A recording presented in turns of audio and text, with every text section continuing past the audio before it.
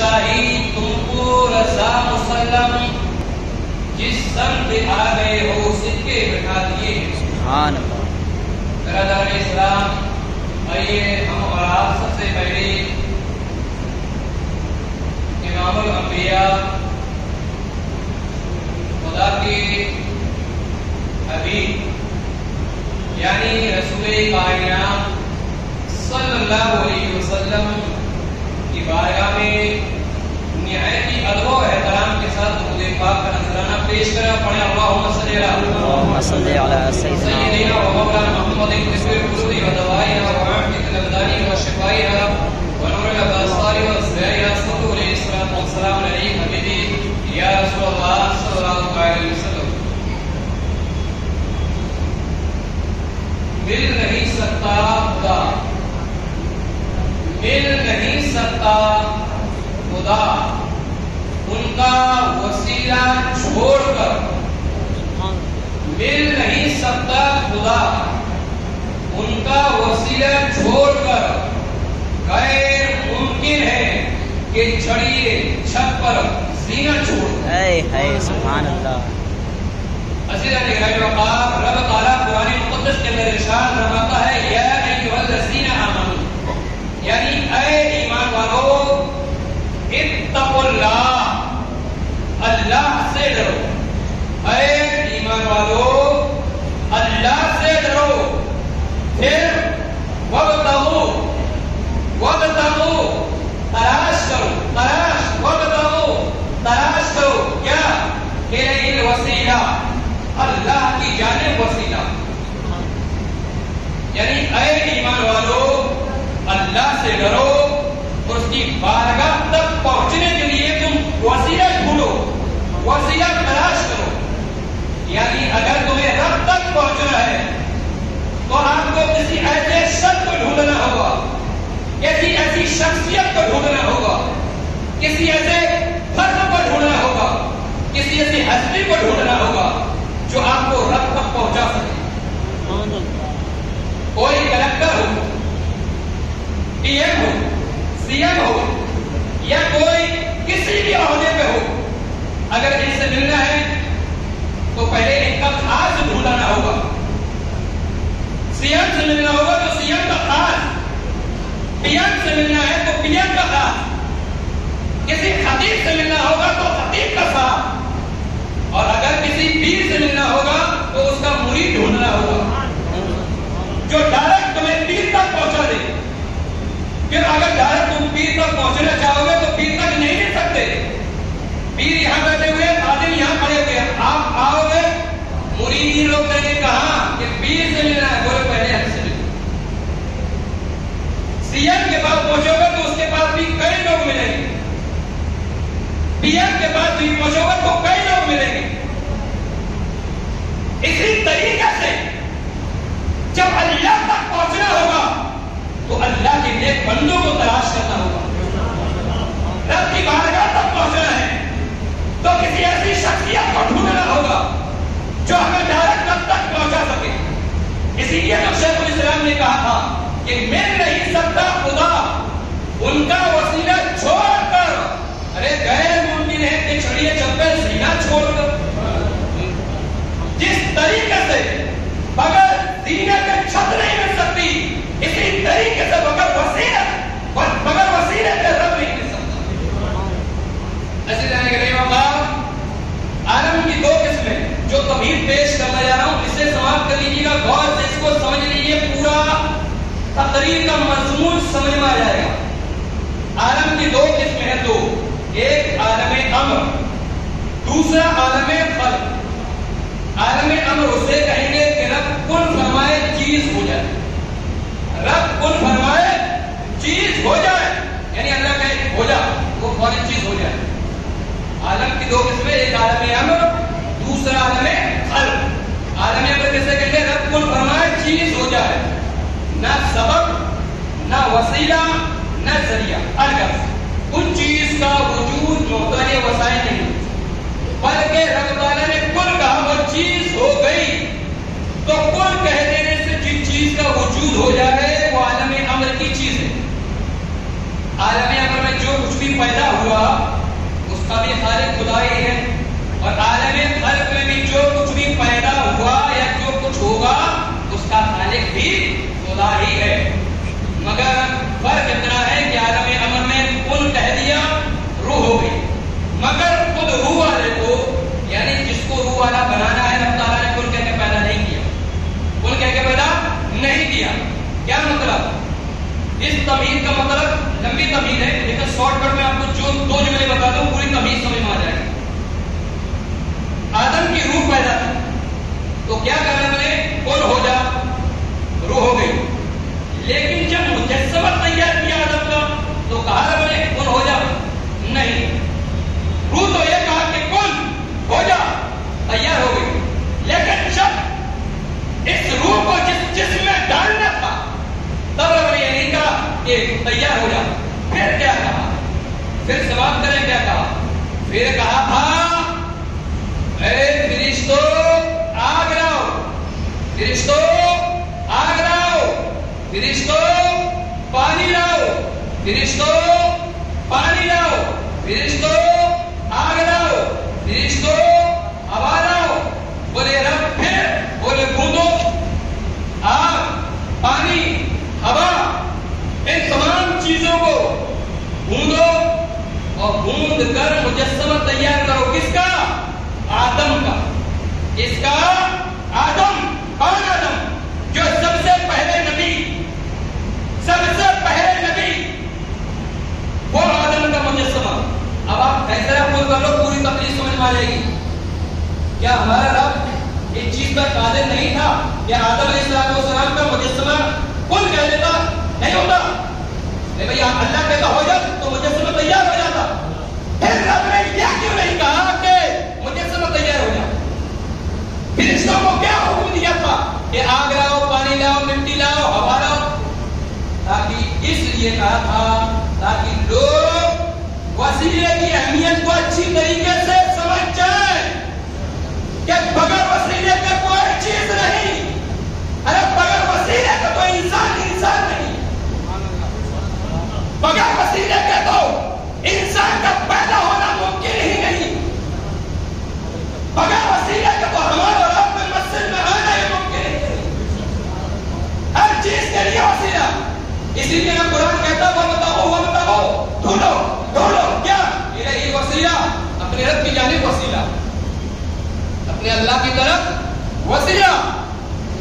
اور قریب سے اور قریب سمجھ لیں، ہمارے اور آپ کے پیارے پیارے آقا اور جناب محمد رسول اللہ صلی اللہ علیہ وسلم، ابھی حضرت کی ولادت بھی نہیں ہوئی ہے۔ حضرت کی ولادت یعنی حضور ابھی پیدا بھی نہیں ہوئے، پیدا ہی نہ ہوئے کہ حضرت آدم علیہ نبی السلام نے اللہ کی بارگاہ میں دعا کی، الہ العالمین، آدم دعا کر رہے ہیں سب سے پہلے نبی، کس نبی کے وسیلے سے؟ سب سے پہلے نبی، سب سے آخری نبی کے وسیلے سے دعا کر رہے ہیں۔ کون؟ آدم نے اپنے دامن کو بارگاہ اکرام میں پھیلا دیا، دونوں ہاتھوں کو اٹھا دیا اور رب سے مانگ رہے ہیں اللہ اپنی آخری نبی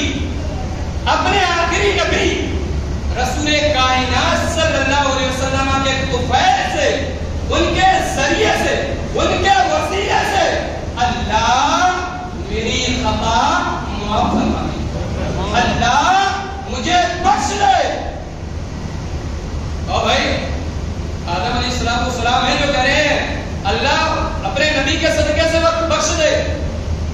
ابھی تو حضور پیدا نہ ہوئے تھے، پیدا جب پیدا نہ ہو تو تمام نبیوں سے پہلا نبی، تمام انسانوں کا باپ آدم صفی اللہ سب سے آخری نبی کے وسیلے سے دعا کریں۔ کیا مطلب؟ امتیوں، جو انبیاء، جو صلحاء کوئی کام کر جاتے ہیں تو ایک تو اپنے لیے کرتے ہیں، ایک امت کی تعلیم کے لیے، ایک گیٹ اپنے لیے کھولتے ہیں تو ایک گیٹ کس کے لیے کھولتے ہیں؟ امت کے لیے، ایک اپنے لیے امت کے لیے، تاکہ امت دیکھ لے کہ بھائی نبیوں نے وسیلہ مانگا ہے تو ہم کون، ہم اور آپ کون؟ ارے وسیلہ سال غریبے دے سکتا ہوں اور بھی دوں گا. بات سنتے رہیے گا. آگے سنیے. تو ہمارے رب نے فرمایا آدم یہ بتاؤ تم نے محمد کو جانا کیسے؟ تم نے وسیلے سے دعا تو کر لی آدم, لیکن تم نے اس محمد کو جانا کیسے؟ کیسے؟ حضرت آدم کہتے ہیں اللہ جہاں بھی میں نے دیکھا, جہاں بھی وہ ایک ہی چیز دیکھی, وہ دیکھی لا الہ الا اللہ محمد رسول اللہ. لا الہ الا اللہ محمد رسول اللہ. آدم کہتے ہیں میں نے جنت میں دیکھا تو دیکھا لا الہ الا اللہ محمد رسول اللہ. اللہ میں نے جنت کے پیڑوں پر دیکھا تو لکھا تھا لا الہ الا اللہ محمد رسول اللہ. عرش پر دیکھا رب تو دیکھا لا الہ الا اللہ محمد رسول اللہ. لوح محفوظ پر دیکھا تو لا الہ الا اللہ محمد رسول اللہ. رب میں نے پہچان لیا کہ جس کا نام عرش پر ہو, جس کا نام جنت پر ہو, یقیناً یہ کوئی عام انسان نہیں ہو سکتا. یہ کوئی عام انسان نہیں ہو سکتا ہے. یہ کوئی عظیم انسان ہے جس کے نام کو اللہ نے اپنے نام کے ساتھ لگایا. سبحان اللہ. تو پھر رب نے کیا فرمایا؟ رب نے فرمایا صدقت یا آدم انہ لحق الخلق الی عما لا سالتنی بحقہ فقد غفرت لک ولولا محمد ما خلقتک وما کفرتک. اے آدم جس کا تو نے وصیت کیا ہے وہ تمام کائنات میں سب سے زیادہ بڑی بارگاہ میں عزیز ہے. سبحان اللہ سبحان اللہ. یعنی جس ہستی کا تو نے وسیلہ میری بارگاہ میں کیا آدم, ارے وہ نبی تو تمام مخلوق میں سب سے زیادہ ہمارے نزدیک ہے. اور آدم جب تم نے اس نبی کے وسیلے سے دعا کر لی ہے اس پیغمبر کے ذریعے سے, تو آدم نے تمہیں معاف کر دیا. آدم جب تم نے اس نبی کے وسیلے سے, اس نبی کے ذریعے سے اگر تم نے ہمارے بارگاہ میں دعا کر لی ہے تو آدم ہم نے تمہیں معاف فرما دیا. سرکار امام اعظم سراج الائمہ امام اعظم ابو حنیفہ وہ یہ کہتے ہیں انت الذی لم يتوسل آدم من سلط بک فعصاه برباک. امام اعظم کہتے ہیں کون امام اعظم؟ وہ امام اعظم جن کی تقلید ہم کرتے ہیں, ہم جن کے ہم مقلد ہیں.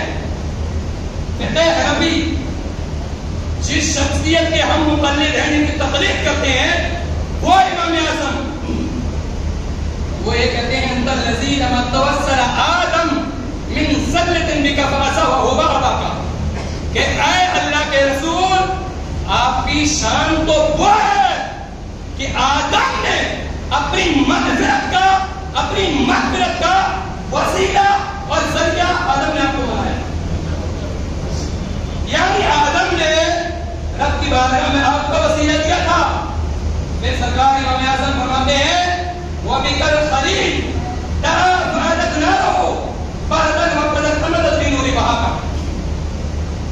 اے اللہ کے رسول, حضرت ابراہیم کے اوپر جو آتش یعنی جو آگ گلے گلزار ہوئی تھی اس کی وجہ یہ تھا کہ حضرت ابراہیم کی پیشانی میں آپ کا نور چمک رہا تھا.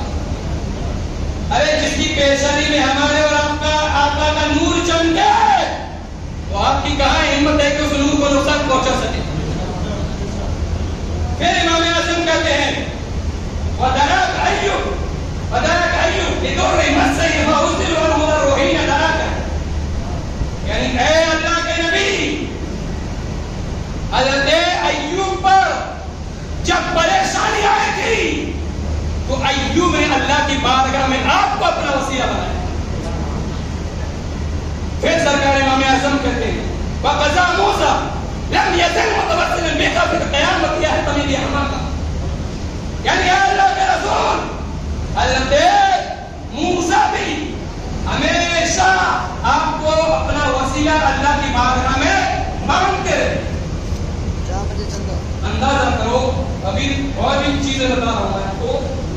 نبیوں نے, انبیاء نے صلحاء نے، صحابہ نے، تابعین نے، تبع تابعین نے، ائمہ مجتہدین نے، فقہاء نے، صلحاء نے، علماء نے، تمام لوگوں نے ہمارے نبی کا وسیلہ بارگاہ حرم میں مانا۔ جب سے دنیا وسیع ہے اور جب تک یہ دنیا قائم رہے گی، اللہ کی بارگاہ میں اس کے نیک بندوں کا وسیلہ ہم اللہ کی بارگاہ میں دیتے رہیں۔ ہم ادھر سے دیں گے، اللہ ادھر سے دیں گے۔ حضرت حدیث سنیں، حضرت عبداللہ ابن عباس رضی اللہ تعالیٰ عنہما فرماتے ہیں لن تزل الامة تتباشر به وتستفتح به حتى يخرج الله تعالى في خير أمة وفي خير قرن وفي خير بلد، یعنی پہلے جتنی امتیں تھیں ان کا یہ دستور تھا، ان کا یہ طریقہ تھا کہ مصطفیٰ کریم صلی اللہ علیہ وسلم کا وسیلہ اللہ کی بارگاہ میں دیتے رہے اور اللہ انہیں مصطفیٰ کے ذریعے سے دیتا رہا۔ حضرت موسیٰ علیہ السلام اور تورات کے ماننے والے کہا کرتے تھے اللہم انصرنا علیہ النبی المبعوث فی آخر الزمان الذی نجد ستہ فی التوراۃ، یا اللہ ہمیں کامیاب کر دے، ان دشمنوں پر فتح دے دے اس نبی کے وسیلے سے، اس نبی کے وسیلے سے جو آخری زمانے میں آنے والے۔ اب اس سے بڑی دلیل اور میں کیا دے سکتا ہوں؟ انبیاء کرام علیہ الصلوۃ والسلام کا حوالہ میں نے آپ کو دیا کہ نبیوں نے ہمارے نبی کے وسیلے سے دعا کی، صحابہ نے ہمارے نبی کے وسیلے سے دعا کی۔ ان تمام چیزوں سے وہ بات ثابت ہوتی ہے کہ اللہ کے بارگاہ تک اگر پہنچنا ہے تو اللہ کے نیک بندوں کا وسیلہ ڈھونڈنا ہوگا جب رب تک آپ پہنچ سکو گے۔ اور اللہ کے نیک بندوں کے ذریعے سے آپ نے دعا کی، جیسے آپ نماز میں ہو یا نماز کے علاوہ ہو یا نیاز واقعہ دیں یا کہیں دعا کریں تو اس طور سے دعا کریں کہ یا اللہ، یا مولا، اے پروردگار، ہمارے رزق میں، ہمارے کاروبار میں مولا اپنے نبی کریم صلی اللہ علیہ وسلم کے وسیلے سے ہمارے رزق میں برکتیں عطا فرما، ہمارے کاروبار میں برکتیں عطا فرما۔ یا اللہ، جو شخص بیمار ہے اللہ کو اپنے نبی کے توفیل سے اسے شفاء کاملہ و عاجلہ، جو بھی دعا اللہ کی بارگاہ میں کریں گے اپنے نبی کے ذریعے سے کریں گے، اور اگر مصطفیٰ کریم کا ذریعہ لگا لیا تو انشاءاللہ وہ دعا اللہ کی بارگاہ میں آپ کی قابل قبول ہوگی۔ ایک عہد فاروقی کے اندر قحط پا گیا تھا، بارش نہیں ہو رہی تھی۔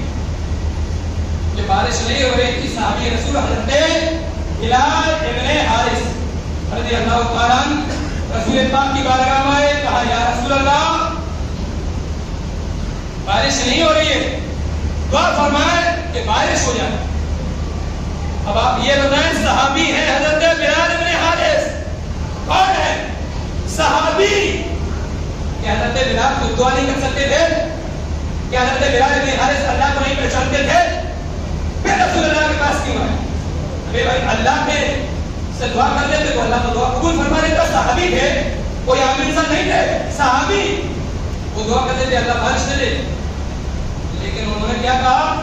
رسول اللہ کے پاس آئے، رسول اللہ کے پاس میں نے کہا یا رسول اللہ آپ اللہ کی بات میں دعا کرتے آپ، اس لیے صحابی تھے، جانتے تھے کہ بارگاہ رب میں اگر نبی نے ہاتھ اٹھا دیے تو اللہ ان کی دعا پورا نہیں فرمائے گا بلکہ بارش نازل فرمائے گا۔ تو عزیزان گرامی وقار، اس کے علاوہ علامہ جامی رحمۃ اللہ تعالی یہ کہتے ہیں غریبم یا رسول اللہ غریبم ندارم درجہ جستو حبیبم، اے اللہ تیرے نبی کو میں اپنا حبیب رکھتا ہوں، مولا میں غریب ہوں، میں غریب ہوں، لیکن یا اللہ تیرے حبیب کو، تیرے محبوب کو تیری بارگاہ کا وسیلہ بنا رہا ہوں، اللہ ان کے ذریعے سے میری مدد فرما۔ پھر آگے ارشاد ہوتا ہے نسیمہ جانب وفا لا خبر کن سر حوالے محمد لا خبر کن، کیا ضرورت ہے خبر کرنے اور کرانے کی؟ معلوم ہوا کہ من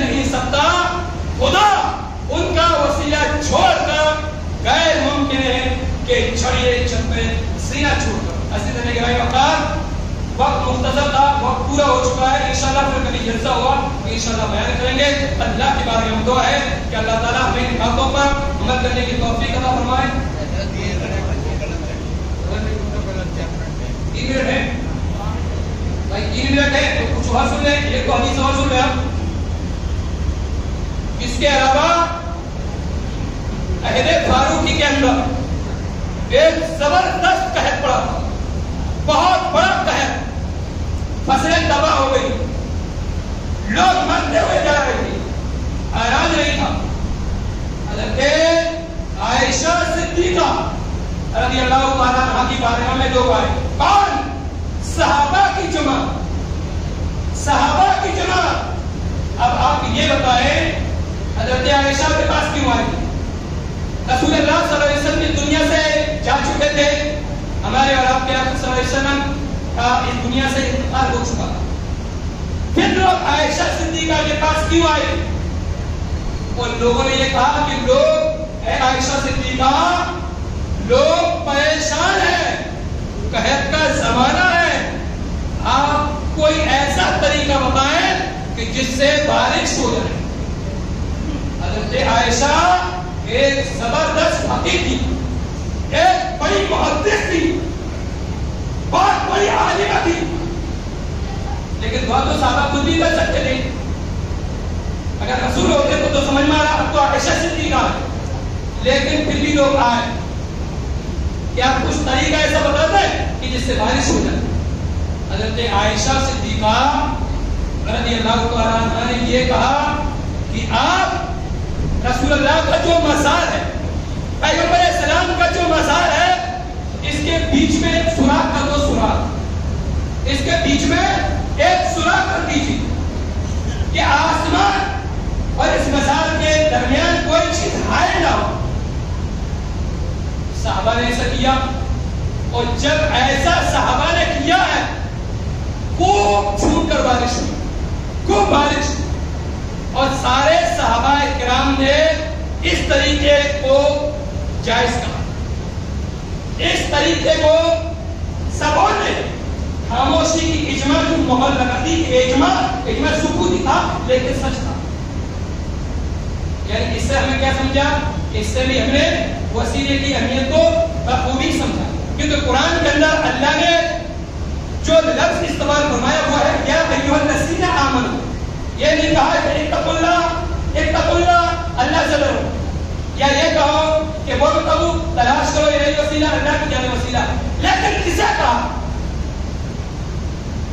بھائی وہ بتاؤ تلاش کرو اللہ کی جانب وسیلہ، لیکن کس کو کہا؟ تو اللہ نے شروع میں فرما دیا یا ایھا الذین آمنوا، اے ایمان والو، یعنی اے ایمان والو.